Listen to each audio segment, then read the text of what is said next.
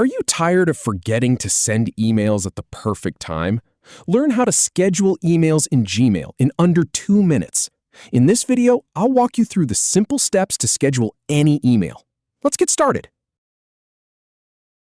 Start by navigating to the Gmail homepage. Then, click on the Compose button at the top left to open a new email. Now, enter the recipient's email address in the To field. Next, add a subject line to give your email a title. Then, type your message in the body area. Click the down arrow next to the Send button. From the drop-down, select Schedule Send.